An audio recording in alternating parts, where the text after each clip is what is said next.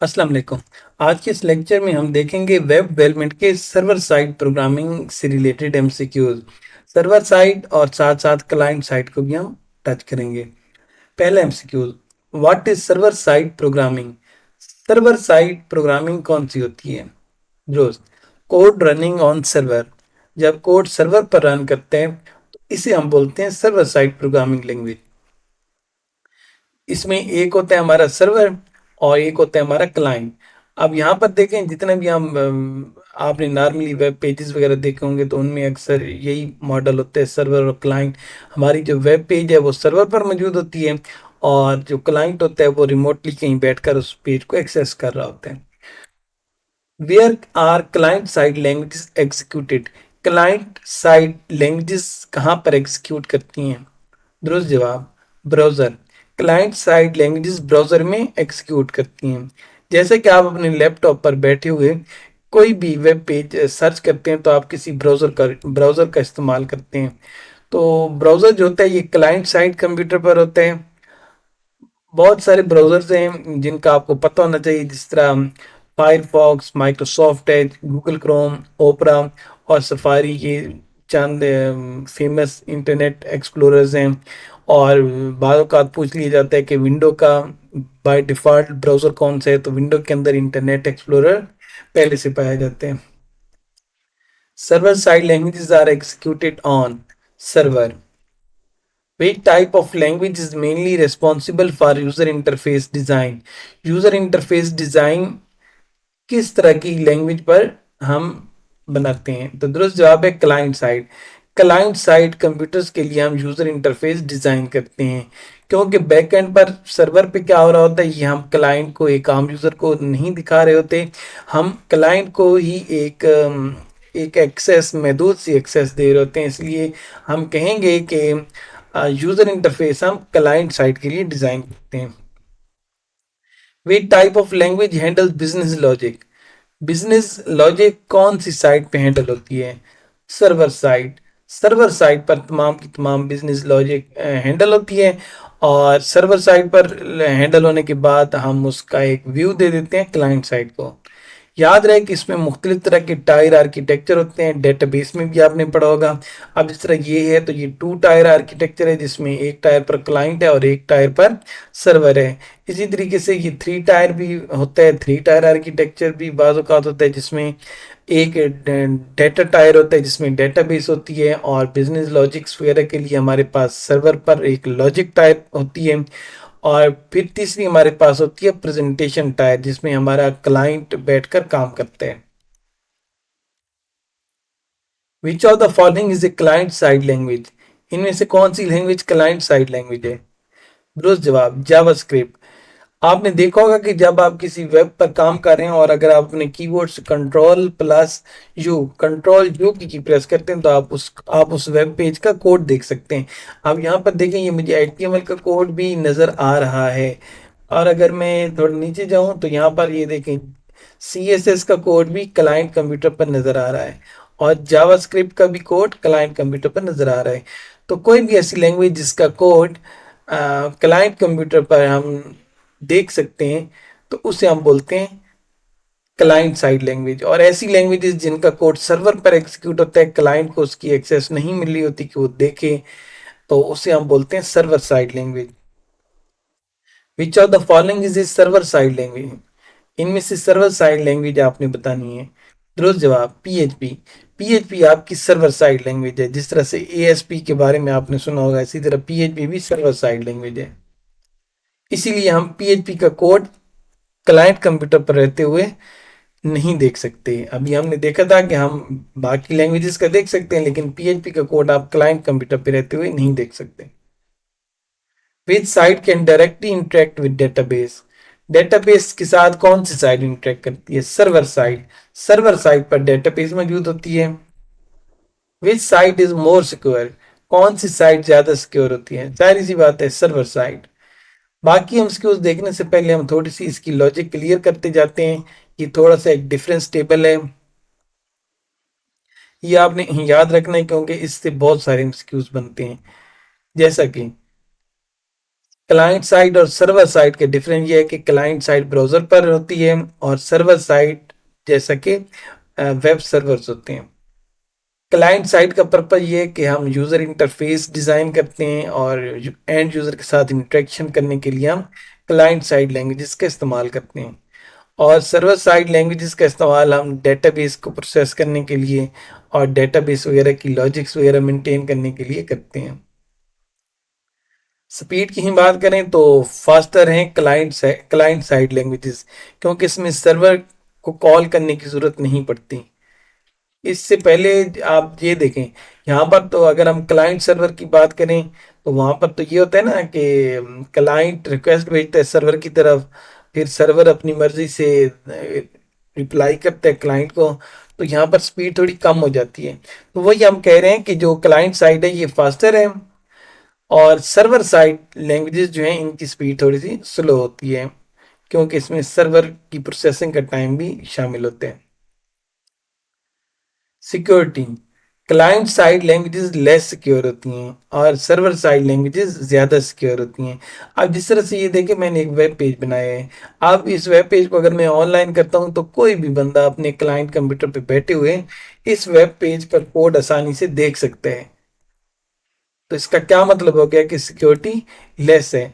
लेकिन अगर हम बात करें client side language server side language की अगर हम बात करें, तो जिस तरह से मैंने अभी थोड़ी देर पहले कहा था कि पीएचपी का कोड हम यहाँ पर क्लाइंट कंप्यूटर पे बैठे हुए नहीं देख सकते। तो इसीलिए हम कह रहे हैं कि सिक्योरिटी सर्वर साइड में कम है और क्लाइंट साइड में ज़्यादा है। इसके बाद फिर हम एमसीक्यूज की तरफ भी आएंगे, लेकिन ये थोड़ा सा इसको हम स्टडी करते जाएं। Data access. Client side cannot access database directly, but server side languages can access database.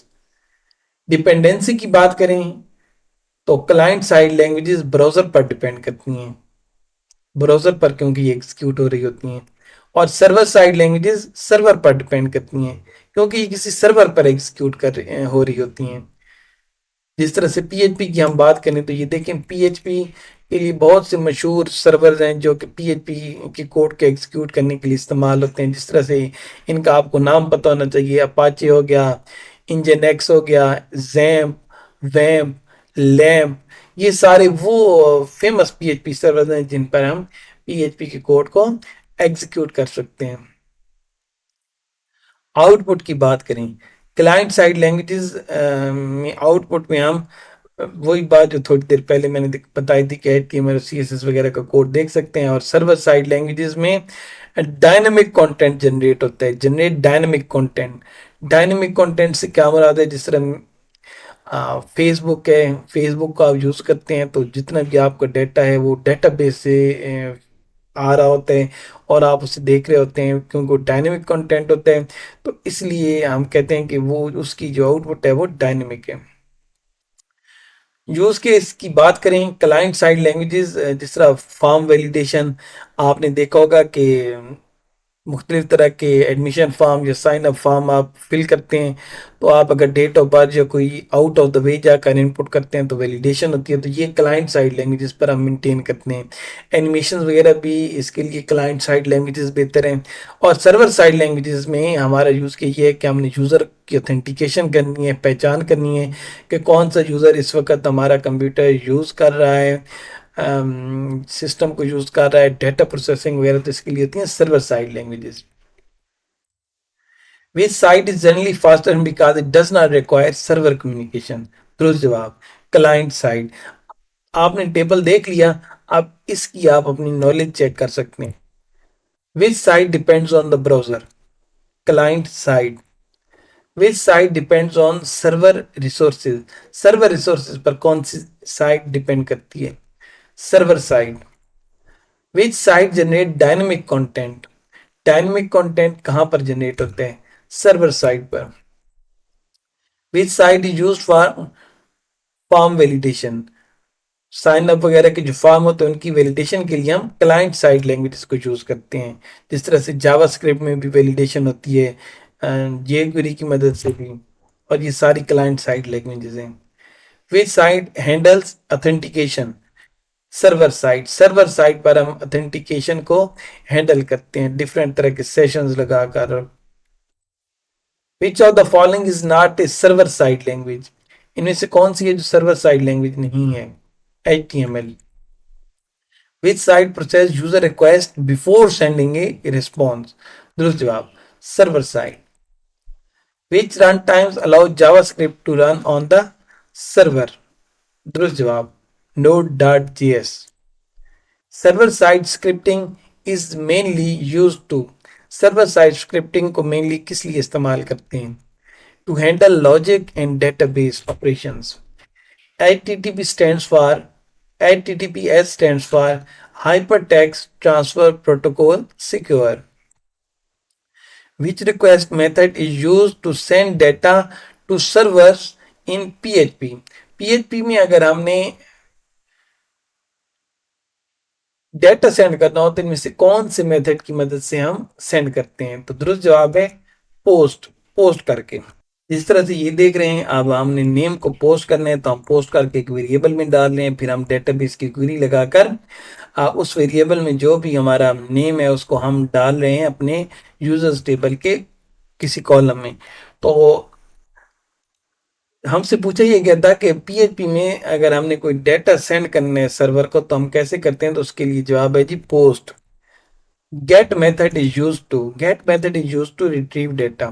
Gate method की भी एग्जांपल देख लें, जिस तरह से हम पोस्ट कर रहे थे इसी तरीके से हम पोस्ट की जगह पर गेट करके डेटा गेट कर सकते हैं।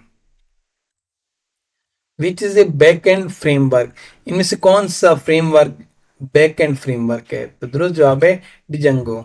डिजांगो के बारे में आपको पता होना चाहिए कि डिजांगो इज ए पाइथन फ्रेमवर्क, ये पाइथन का फ्रेमवर्क है। Which database is commonly used with server-side programming with PHP?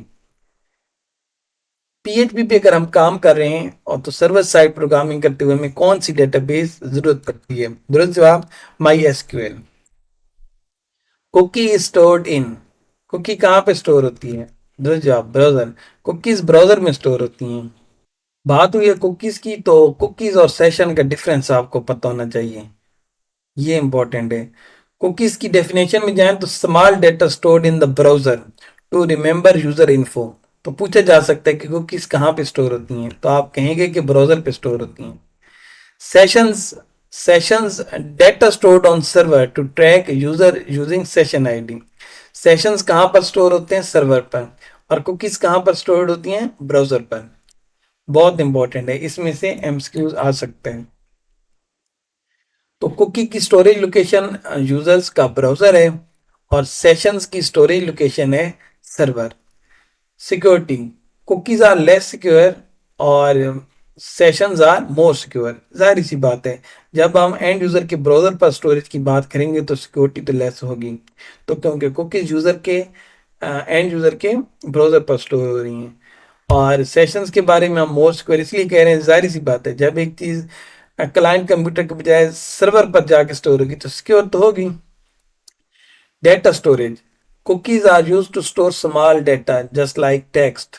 और सेशंस जो होते हैं ये लार्ज डेटा स्टोर कर सकते हैं। लाइफ टाइम, कुकीज का life time can be long और इसकी हम एक्सपायरी सेट करते हैं। और सेशंस का लाइफ टाइम होता है एंड्स व्हेन ब्राउजर क्लोजेस, जैसे ही ब्राउजर क्लोज होता है या किसी को आप शट डाउन वगैरह करते हैं तो आपका जो लाइफ टाइम है आपके सेशन का वो क्लोज हो जाते हैं। ये जो आप लॉग इन कर रहे होते हैं, लॉग आउट कर रहे होते हैं, इसके पीछे भी सेशन का कॉन्सेप्ट ही होता है। स्पीड, कुकीज आर फास्टर क्योंकि एंड यूजर के ब्राउजर पर ये बैठी होती हैं तो बड़ी आसानी से एक्सेस होती हैं, तो स्पीड फास्टर है। और सेशंस क्योंकि ये सर्वर पर होते हैं तो वही बात कि बेचारा एंड यूजर कंप्यूटर सर्वर को रिक्वेस्ट भेजेगा, फिर सर्वर मौका देखते हुए क्लाइंट को वापस रिक्वेस्ट भेजेगा, तो इसकी स्पीड स्लाइटली स्लोअर है। सेशन की स्पीड स्लाइटली स्लोअर है। विजिबिलिटी, कुकीज को एंड यूजर व्यू कर सकते हैं, मॉडिफाई कर सकते हैं, लेकिन सेशंस को एंड यूजर डायरेक्टली नहीं देख सकता। आइडेंटिफिकेशंस, कुकीज क्लाइंट साइड पर स्टोर होती हैं और सेशंस यूजेस सेशन आईडी, ये सेशन आईडी को यूज करती हैं। कुकीज का यूज केस जैसे कि लॉगिन को रिमेंबर रखना, प्रेफरेंसेस वगैरह को रिमेंबर रखना, ये सारे काम कुकीज का है। और सेशंस जिस तरह यूजर लॉगिन सेशन और शॉपिंग कार्ट वगैरह का रिकॉर्ड मेंटेन रखना, ये सारी चीजें जो हैं ये सेशंस के थ्रू हो रही होती हैं। Sessions is stored in server. Sessions are more secure because sessions क्यों सिक्योर हैं, इसलिए कि स्टोर्ड इन सर्वर, ये सर्वर पर स्टोर होते हैं। ऑथेंटिकेशन मींस, ऑथेंटिकेशन का मतलब है आइडेंटिफाई करना। Authorization means access control. Authorization का मतलब है एक्सेस को कंट्रोल करने के लिए, फलानी चीज की एक्सेस किसको मिलनी चाहिए और किसको नहीं मिलनी चाहिए। लॉग इन सिस्टम यूजेस, ये जो लॉग इन और लॉग आउट इस तरह की जो चीजें होती हैं, इसमें लॉग इन सिस्टम किस चीज को यूज करते हैं। Authentication, API stands for application programming interface. Rest API uses, rest API किसको यूज करते हैं, एचटीटीपी मेथड्स को। Dynamic websites are created using, dynamic websites को हम कैसे क्रिएट करते हैं, सर्वर साइड प्रोग्रामिंग की मदद से। जैसे कि पीएचपी की मदद से हम डायनेमिक वेबसाइट्स क्रिएट करते हैं, हम एएसपी की मदद से भी डायनेमिक वेबसाइट्स क्रिएट कर सकते हैं। Static website means fixed content, जिस तरह से एचटीएमएल और जावास्क्रिप्ट और सीएसएस, इनकी मदद से हम स्टैटिक वेब कंटेंट बनाते हैं। Back end handles, back end किसको हैंडल करते हैं, लॉजिक को हैंडल करते हैं। और फ्रंट एंड यूजर इंटरफेस को हैंडल करते हैं। Front end interacts with, front end interacts with user, which which sends request to server. Client, client है जो कि सर्वर को रिक्वेस्ट सेंड कर रहा होता है। अगर लेक्चर देखते देखते यहाँ तक आए और वीडियो को लाइक नहीं किया, चैनल को सब्सक्राइब नहीं किया, तो आपको कर लेना चाहिए। आखिरी question, full form of URL is uniform resource locator. ये था आज का लेक्चर, मिलेंगे नेक्स्ट लेक्चर में। कोई भी आपका सवाल है तो कमेंट करके बताएं। नेक्स्ट आप किस सब्जेक्ट पर वीडियो देखना चाहते हैं उसका भी मुझे बताएं। बाकी अपना ख्याल रखिएगा। मेरी दुआ है कि अल्लाह आपको बहुत बड़ा अफसर बनाए। शुक्रिया, खुदा हाफिज।